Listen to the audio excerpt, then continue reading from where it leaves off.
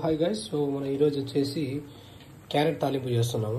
Carrot తాలింపు కోసం వచ్చేసి మేము క్యారెట్ని కోసుకొని చిన్న చిన్న ముక్కలుగా దాన్ని ఫస్ట్ బాయిల్ చేసుకోవాలి. బాయిల్ చేసుకున్న తర్వాత నేను మీకు ఎట్లా ఫ్రై చేస్తారో మసాలా ఏం చేస్తారో అది చూపిస్తాను. ఇప్పుడు వచ్చేసి బాయిల్ అయింది చూడండి. బాయిల్ అయిన దాంట్లో మేము వాటర్ అంతా తీసేస్తున్నాము. ఇది వచ్చేసి బాగుంటుంది. ఇది క్యారెట్ తాలింపు కదా, క్యారెట్ తాలింపు బాగుంటుంది రోటీలో కానీ అన్నంలో కానీ వైట్ రైస్లో. ఇప్పుడు దాన్ని మనం వచ్చి వడగొట్టుకుంటున్నాము.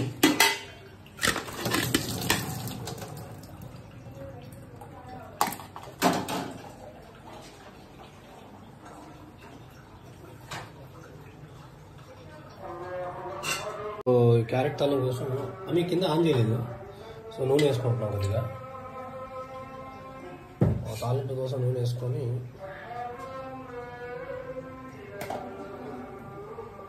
లైట్ రేది మా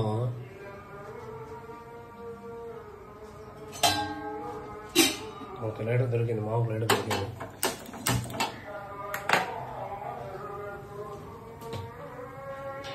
సో అది వచ్చి ఆవాలు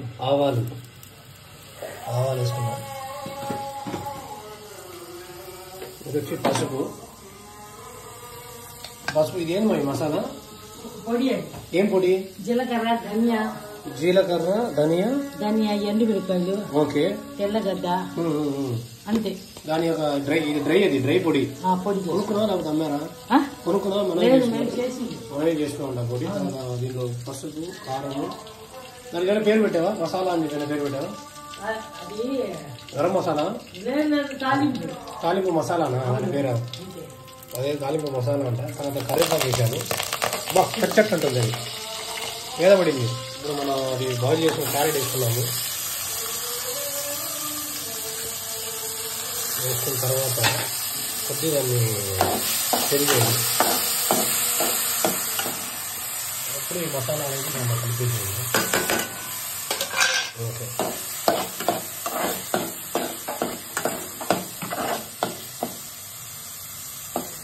మామూలుగా టేస్ట్ చేస్తున్నాడు. మంచి వాసన వస్తుంది.